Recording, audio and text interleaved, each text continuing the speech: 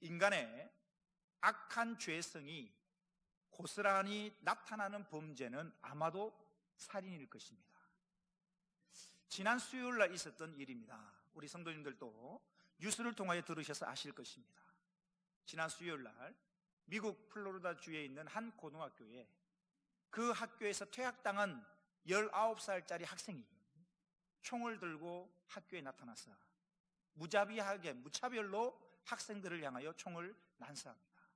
그래서 17명의 학생이 숨지고 16명의 학생이 다치는 사건이 바로 지난주 수요일 날 발생했던 것입니다. 이렇게 살인사건이라고 하면 보통은 총기 사용이 허용된 먼 나라의 이야기처럼 들리기는 합니다. 하지만 꼭 그렇지 않습니다. 최근 5년간 우리나라에서 발생한 살인사건이 5년 동안 우리나라에서 발생한 살인사건이 총 986건, 하루 평균 3명 정도가 누군가에 의해서 살해를 당하고 있다는 것입니다. 이것이 저와 여러분이 살고 있는 이 나라의 실상입니다. 너무나 살인사건이 흔하게 발생해서 웬만한 사건이 아니면 아예 뉴스거리도 되지 않습니다. 작년에 있었던 지난 2017년도죠. 불과 몇 달 전입니다. 2017년도에 있었던 사건 중에 가장 기억에 남는 사건들이 있습니다. 첫째는 고준희 양 사건입니다. 고준희라는 아이가 5살짜리 아이인데 부모님이 실종 신고를 했죠. 그래서 온 국민이 그 5살짜리 아이가 집을 잃어버린 단순한 실종 사건인 줄 알았습니다. 그런데 경찰이 조사를 하기 시작하니까 이 5살짜리 아이가 실종한 게 아니라 친부모에 의해서 살해를 당하고 야산에 암매장 당하고 나서 부모가 그 아이를 죽이고 야산에 암매장하고 나서 실종했다고 거짓 신고를 한 것입니다. 그래서 온 국민이 분노를 일으켰죠. 또한 작년에 있었던 사건 중에 하나가 인천 연수구에 있었던 10대 여학생이 초등학교 1학년 8살짜리 아이를 자기 집으로 유인해서 그 아이를 죽인 사건입니다. 여러분, 살인사건 하면 살인자 하면 무엇이 떠오릅니까? 험악하게 생긴 얼굴, 난폭하고 전과가 많고 그런 사람들이 살인자일 것처럼 생각하고 있는 우리의 생각을 완전히 깬 것입니다. 10대 여학생, 아직 어립니다. 그 어린 10대 여학생이 8살짜리 아이를 자기 집으로 유인을 하고 아이를 살해한 사건. 더 끔찍한 것은 단순히 살인한 것뿐만 아니라 그 죽은 시체를 가지고 절단을 하고 시신을 훼손한 것입니다. 10대 여학생이 저질렀다고는 생각할 수 없을 정도로 너무나 끔찍한 사건이었습니다. 살인하지 말라는 하나님의 말씀을 우리는 이렇게 직접 사람을 죽이는 것만으로 여기고 있었던 것입니다. 그래서 성경에 있는 하나님의 많은 계명들 중에 적어도 살인하지 말라 하신 이 계명만큼은 우리가 잘 지키고 있는 줄로 알았던 것입니다. 적어도 이 계명만큼은 우리는 당당할 수 있다고 생각했던 것입니다. 예수님 당시에 많은 사람들도 마찬가지로 생각하고 있었습니다. 하지만 예수님은 사람을 직접 죽이는 것만이 살인이 아니라 지난주의 말씀처럼 분노하고 욕하고 무시하고 멸시하는 것까지도 살인과 다름이 없다라고 말씀하고 계시는 것입니다. 이제 오늘 본문은 분노하고 욕하며 남을 멸시하는 태도를 가지고 있는 사람들에게 예수님께서 주시는 해결 방안인 것입니다. 오늘 본문 23절 말씀 다 같이 합독하겠습니다. 본문 23절입니다. 시작. 그러므로 예물을 제단에 드리려다가 거기서 내 형제에게 원망 들을 만한 일이 있는 것이 생각나거든. 23절은 이렇게 시작합니다. 그러므로, 이 그러므로라는 이 단어는 앞에 있는 22절과 연결되어집니다. 22절이 무슨 내용입니까? 21절에 살인하지 말라 하신 그 계명을 단순히 사람들은 겉으로 드러난 행동만을 생각하고 있을 때에 주님은 22절에 뭐라고 말씀하시느냐? 형제에게 분노하는 것도 욕하는 것도 무시하고 멸시하는 것도 살인과 다름이 없다. 그러므로 예물을 제단에 드리려다가 거기서 내 형제에게 원망 들을 만한 일이 있는 것이 생각이 나거든. 예물을 제단에 드리려다가, 이 말이 무슨 말이겠습니까? 예물을 제단에 드린다라는 이 말은 하나님 앞에 나와 제사를 드린다라는 말인데, 이 말을 오늘 우리말로 다시 적용하면 하나님 앞에 나와 예배를 드린다라는 말입니다. 하나님 앞에 나와, 이렇게 오늘 주일날 주님 앞에 나와 교회에 나와서 하나님 앞에 예배를 드리려다가 네 형제에게 원망 들을 만한 일이 생각이 나거든. 이때 원망 들을 만한 일이라는 것은 어떤 일이냐면, 서로 원수로 여길 만큼 어떤 심각한 상황뿐만 아니라 단순한 의견 대립도 여기에서 포함되어지는 것입니다. 즉 심각한 문제는 물론이거니와 사소한 문제로 토라져 있는 것까지도 해당되는 말입니다. 또한 형제에게 원망 들을 만한 일이라는 것은 지난주 말씀 22절과 연결해서 보면 내가 형제에게 분노하고 욕하고 무시하거나 멸시해서 상대방으로부터 듣게 되는 원망일 수도 있습니다. 그렇게 하나님 앞에 나와 예배를 드리려다가 원망 들을 만한 일이 생각이 나거든, 이렇게 하라라고 주님이 24절에서 말씀하십니다. 어떻게 해야 하는가? 24절을 보십시오. 예물을 제단 앞에 두고 먼저 가서 형제와 화목하고, 이때 화목한다는 것은 화해한다는 이야기입니다. 예물을 드리다가 예물을 제단 앞에 두고 먼저 가서 원망 들을 만한 그 형제에게 가서 먼저 그 형제와 화해를 하고, 그리고 나서 그 후에 와서 예물을 드리라.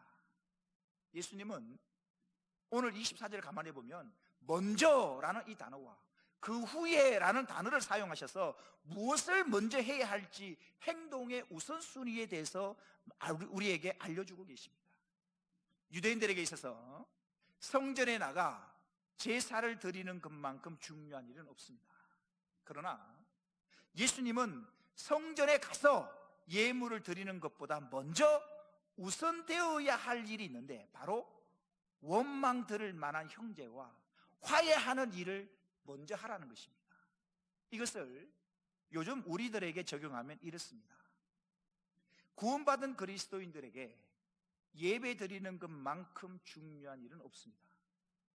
우리가 하나님께 예배를 드린다는 것은 하나님께서 우리를 창조하신 목적이기도 합니다. 다시 말씀드리면 저와 여러분이 살아갈 이유가 뭐냐? 저와 여러분이 살아가야 될 목적이 뭐냐? 저와 여러분이 살아가야 될 비전이 무엇이냐? 그것은 창조하신 목적대로 살아가는 것입니다. 그럼 하나님이 우리를 왜 창조하셨는가? 창조하신 목적을 직접적으로 거론하고 있는 것이 이사야 43장 21절 말씀입니다. 다 같이 읽어보겠습니다. 이사야서 43장 말씀입니다. 43장 21절 시작. 이 백성은 내가 나를 위하여 지었나니 나를 찬송하게 하려 함이라. 하나님 말씀하십니다. 이 백성은 내가 지었다는 겁니다. 하나님께서 지으셨는데 왜 지으셨는가? 누구를 위하여 지으셨는가? 하나님 자신을 위하여 지으셨다는 겁니다. 그럼 하나님 자신을 위하여 우리를 지으셨는데 내가 무엇을 하기를 위하여 하나님, 창조자 하나님 우리를 지으셨는가? 하나님을 뭐 하기 위하여? 찬송하기 위하여, 하나님을 예배하기 위하여 우리 인간을 지으셨다라고 이사야서에 친히 기록하고 있는 것입니다. 하지만 이토록 중요한 예배, 저와 여러분을 지으신 목적이 하나님을 예배하기 위함인데, 이토록 중요한 예배가 진짜 예배가 되기 위해서는, 즉 하나님께서 받으실 만한 그런 예배가 되기 위해서 먼저 해야 될 일이 있다는 것입니다. 바로 큰 다툼으로 인해 사이가 토라진 것은 물론이고, 사소한 시비로 인해서 행여나 원망 들을 만한 일이 생각이 난다면 먼저 가서 그 사람과 화해하고 나서, 그리고 나서 예배를 드리라는 것입니다. 만약 형제를 용서하지 못하고 분노를 품고 욕을 하고 미워하는 채로 예배를 드린다면, 또는 형제로부터 원망 들을 만한 일이 있음에도 불구하고 가서 화해하지 못한 채 그렇게 해서 드리는 예배, 그런 예배를 하나님이 받지 아니하신다는 이야기입니다. 여러분, 예배라는 것이 내가 살아가야 될 이유인데, 예배는 내가 드리는 것이 중요하지 않습니다. 예배를 받으시는 그분이 예배를 받으셨는가가 중요한 것입니다. 가인도 하나님 앞에 예배를 드렸습니다. 예배를 드리면 뭐합니까? 받지 아니하신 예배는 소용이 없는 것입니다. 이사야 1장 11절부터 16절에 보면 두렵고 떨리는 말씀이 기록됩니다. 이사야서 43장에 보면 하나님께서 우리를 창조하신 목적이 하나님을 찬송하고 예배하기 위함이라고 기록했는데, 그러면 예배라는 것이 우리의 목숨과 바꿀 수 있을 만큼 굉장히 중요한 것이 있다면 그건 예배여야 됩니다. 이토록 중요한 예배, 우리를 지으신 목적이 하나님을 예배하기 위함인데 이토록 중요한 예배를 하나님이 이사야서 1장에 보면 내가 받지 않겠다는 겁니다. 내가 예배를 가증히 여긴다는 겁니다. 볼까요? 이사야 1장 11절 이하에 이런 말씀이 있습니다. 여호와께서 말씀하시되, 하나님이 말씀하십니다. 너희의 무수한 재물이 내게 무엇이 유익하뇨? 너희가 예배 드리려고 가지고 온 그 많은 재물이 내게 무엇이 유익하뇨? 내게 무슨 소용이 있냐는 것이죠. 나는 순양의 번제와 살찐 짐승의 기름에 배불렀고 나는 수송아지나 어린 양이나 순염소의 피를 기뻐하지 아니하노라. 12절입니다. 너희가 내 앞에 보이로우니 이것을 누가 너에게 요구하였느냐? 내 마당만 밟을 뿐이니라. 헛된 재물을 다시는 가져오지 마라. 너희가 드리는 분향은 내가 가증히 여기는 바요. 월삭과 안식일과 대회로 모이는 것도 그러하니 성회와 아울러 악을 행하는 것을 내가 견디지 못하겠노라. 내 마음이 너희의 월삭과 정한 절기를 싫어하노니 그것이 내게 무거운 짐이라. 내가 지기에 곤비하였느니라. 15절 보십시오. 너희가 손을 펼 때에, 손을 펀다는 것은 기도한다는 겁니다. 주님을 예배한다는 겁니다. 너희가 손을 펼 때에 내가 내 눈을 너희에게서 가리고 너희가 많이 기도할지라도 내가 듣지 아니하리니 이는 너희의 손에 피가 가득하니라. 죄를 짓고 월요일부터 토요일까지는 자기 마음대로 살고 하나님과 전혀 상관없이 살다가 주일날 성경 지키고 교회에서 드리는 그런 예배 내가 지겹다는 겁니다. 역겹다는 겁니다. 그런 예배 내가 받지 않겠다는 겁니다. 그래서 먼저 이것을 하라는 겁니다. 16절을 보십시오. 너희는 스스로 씻으며 스스로 깨끗하게 하여 내 목전에서 너희 악한 행실을 버리며 행악을 그쳐라. 예배는 드리는 것이 중요하지 않습니다. 예배 1000만 예배를 드리면 뭐합니까? 일평생 60년, 70년, 80년 인생 예배를 드리면 뭐합니까? 하나님이 그 예배를 받지 아니하셨다면 예배를 드리는 행위가 무슨 소용이 있겠습니까? 아무런 의미가 없는 것입니다. 하나님이 예배를 받으셔야 그 예배가 되어지는 것입니다. 하나님이 기뻐하시는 예배는 화려한 예배당에서 잘 짜여진 예배 콘티에서 드려지는 그런 예배 의식이 아니라 내 자신이 하나님의 말씀대로 살지 못한 죄인임을 깨닫고 눈물 흘리며 회개하고 돌아와서 신령과 진정으로 드리는 예배를 하나님께서는 받으실 것이고 그러한 예배를 하나님은 기뻐하실 줄로 믿습니다. 사랑하는 성도 여러분, 혹시 지금 이 순간 예배 드리고 있는 지금 이 순간에도 혹시나 마음속으로 미워하는 사람이 있을지 모릅니다. 죄는 미워하십시오. 하지만 사람은 용서하십시오. 왜냐하면 내가 미워하고 내가 분노하고 내가 무시하는 저 사람도 하나님의 형상을 따라 지음받은 존귀한 하나님의 자녀라는 사실입니다. 예배 드리기 전에 먼저 가서 형제와 화목하라 하신 말씀을 이제 들었으니 행동으로 옮길 수 있는 저와 여러분 되기를 주의 이름으로 축원합니다. 이 시간 결단하십시다. 비록 나에게 상처를 준 사람이라 할지라도 그 사람을 미워하고 분노하기보다는 용서하기로 결단하기를 원합니다. 우리는 어떤 누구를 정죄하거나 판단할 만한 자격이 없습니다. 어떤 사람을 판단할 수 있는 자격이 있는 분은 성경에 오직 한 분이라고 성경은 기록합니다. 야고보서 4장 11절 12절에 이런 말씀이 있습니다. 형제들아, 서로 비방하지 말아라. 형제를 비방하는 자나 형제를 판단하는 자는 곧 율법을 비방하고 율법을 판단하는 것이라. 네가 만일 율법을 판단하면 너는 율법의 준행자, 율법을 따라 살아가는 자가 아니요 율법의 재판관이로다. 12절을 보십시오. 입법자와 재판관은 오직 한 분이시니 능히 구원하기도 하시며 멸하기도 하시느니라. 입법자, 말씀을 입법하시고 재판하시는 그 하나님은, 재판하시는 분은 오직 한 분인데 그분은 하나님이시라는 이야기입니다. 12절 뒷부분 보십시오. 너는 도대체 누구이기에, 네가 뭔데, 네가 누구이기에 이웃을 판단하느냐.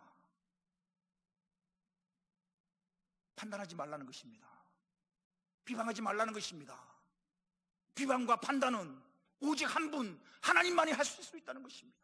우리는 판단하거나 비방하는 사람이 아니라 율법을 뭐하는 자? 준행하는 자, 말씀을 따라 살아가는 자, 말씀을 행동으로 옮기는 자지 우리가 이러쿵저러쿵 판단하거나 비방하는 자가 아니라고.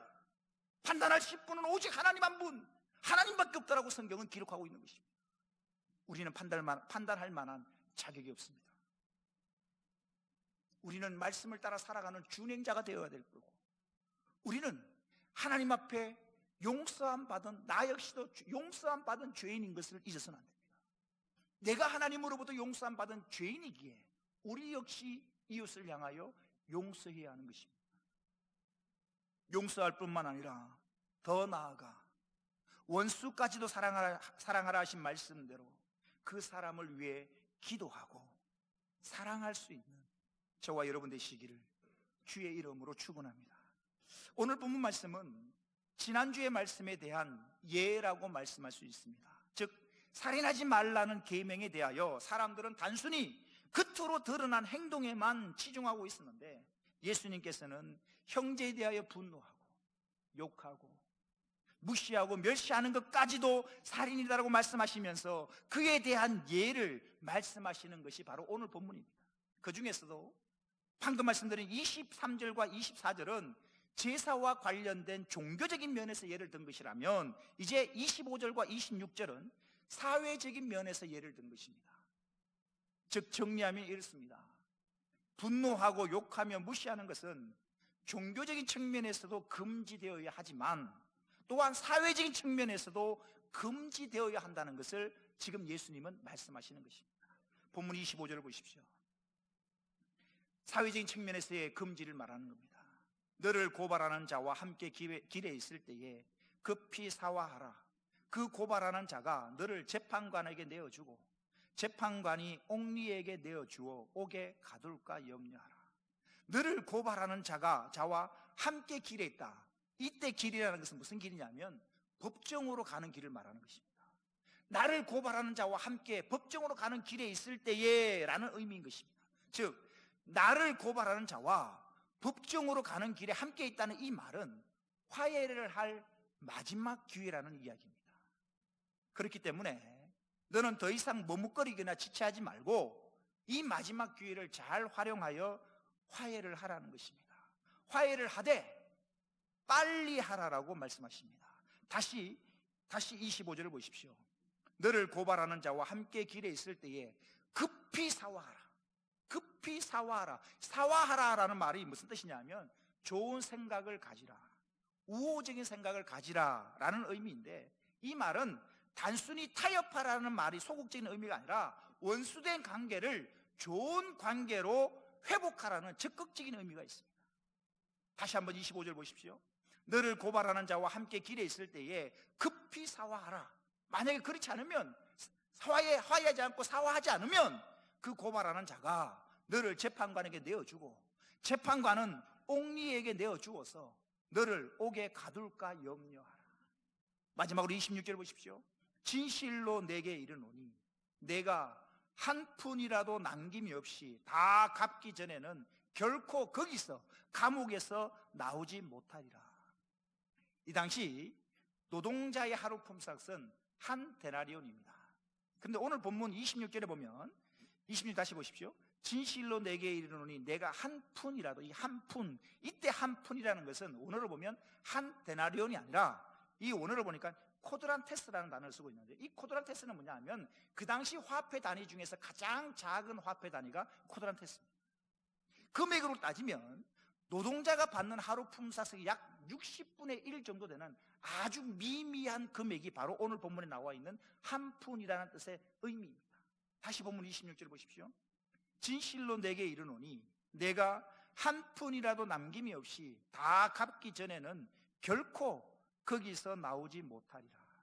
아무리 작은 동전 하나라도 다 갚아야 한다는 것입니다. 즉 본문의 내용은 아무리 사소한 일이라 할지라도 반드시 화해를 하고 관계를 회복해라라는 주님의 말씀인 것입니다. 말씀을 마칠까 합니다. 원망 들을 만한 일이 생각이 나면 예배 드리기 전에 먼저 화해하라는 예수님의 말씀은 그 당시 사람들에게는 굉장히 혁명적인 가르침입니다. 예수님의 이 말씀이 서기관과 바리새인들이 자꾸 부딪히는 겁니다. 서기관과 바리새인들은 이렇게 가르치지 않거든요. 당시 종교 지도자들은 이웃과의 관계가 어떻든지 간에 오직 하나님께 제물을 드리고 제사를 드리는 것이 옳은 일이다라고 여겼기 때문입니다. 마가복음에 보면 이런 말씀이 있습니다. 마가복음 7장 8절 이하에 보면 보십시오. 너희가, 예수님이 하시는 말씀입니다. 너희가 하나님의 계명은 버리고 사람의 전통을 지키느니라. 이상한 일이죠. 하나님의 말씀을 버리면서도 사람의 전통을 따른다는 것입니다. 9절 보십시오. 또 이르시되 너희가 너희 전통을 지키려고, 쭉 내려오는 너희들이 전통을 지키려고 하나님께서 하신 계명, 하나님의 말씀을 잘 저버리는도다. 사람의 전통을 지키려고 하나님의 말씀을 잘 버리고 있다는 이야기. 주님이 예를 들고 계시는데요, 10절입니다. 모세는 내 부모를 공경하라. 옛 구약 율법이죠. 모세를 통하여 주신 하나님의 말씀이 뭐냐? 내 부모를 공경하라 하고, 또 아버지나 어머니를 모욕하는 자는 죽임을 당하리라 하였거늘. 하나님이 이렇게 말씀하셨는데 사람들의 전통은 어떠냐? 11절입니다. 너희는 이르되 사람이 아버지에게나 어머니에게나 말하기를 내가 드려 유익하게 할 것이 고르반, 곧 하나님께 드림이 되었다고 하기만 하면 그만이라 하고, 자기 아버지나 어머니에게 다시 아무것도 하여 드리기를 허락하지 아니하여 너희가 전한 전통으로 하나님의 말씀을 폐하며 또 이 같은 일을 많이 행하느니라. 이 사람들은 고르반이라는 제도를 만들었습니다. 하나님은 구약율법 모세를 통하여 어떤 말씀을 주시냐면 내 부모를 공경하라는 것입니다. 부모를 섬기라는 것입니다. 이게 하나님 주신 명령인데, 사람들은 고르반이라는 제도를 만들어서 부모님께 당연히 드려야 되고 부모님을 복양해야 될 그것을 부모님께 드리지 않고 하나님께 드렸다, 고르반이라고 외치기만 하면 부모님께 안 드려도 된다는 것입니다.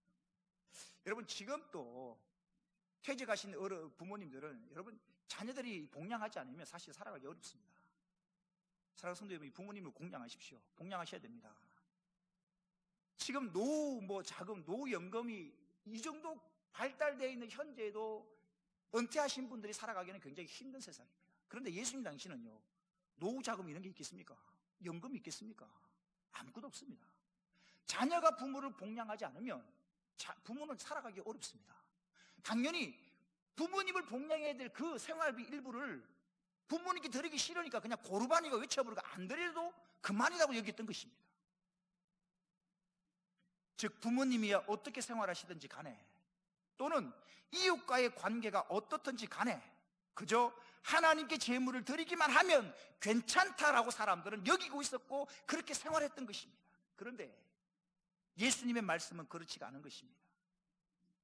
예배가 하나님이 받으실 만한 진짜 예배가 되기 위해서는 먼저 주변 사람들로부터 원망 들을 만한 일이 없도록 화목한 관계를 맺어야 한다는 것입니다. 그럴 때 예배가 예배되는 것입니다.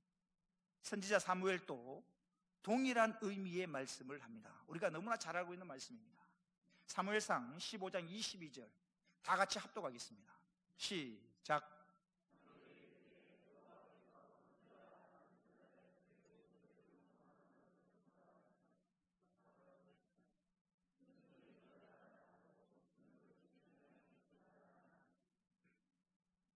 이 말씀은 선지자 사무엘이 사울 왕에게 했던 이야기입니다. 순종이 제사보다 낫다는 것이죠. 무슨 말입니까? 하나님 아말렉 군을 진멸하라 라고 말씀하신 하나님의 말씀을 어기고 사울이 자기 마음대로 진멸하지 않고 좋은 걸 전리품을 끌고 와서 하나님의 예배를 드립니다라고 하는데, 하나님 말씀에 불순종하고 드리는 그 제물, 하나님께 불순종하고 드리는 그 예배, 하나님이 받으실 리가 있냐는 것이죠. 그래서 말씀합니다. 순종이 제사보다 낫다는 것이죠.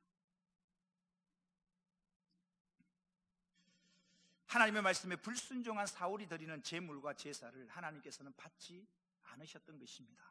사랑하는 성도 여러분, 하나님은 우리의 제물을 요구하지 않습니다. 하나님께서 가난하신 분 같으면 우리가 도와드려야 되겠죠. 하나님은, 여러분 오해하지 마십시오. 하나님은 우리의 제물이, 우리의 헌금이 필요하실 만큼 가난하신 분이 결코 아닙니다.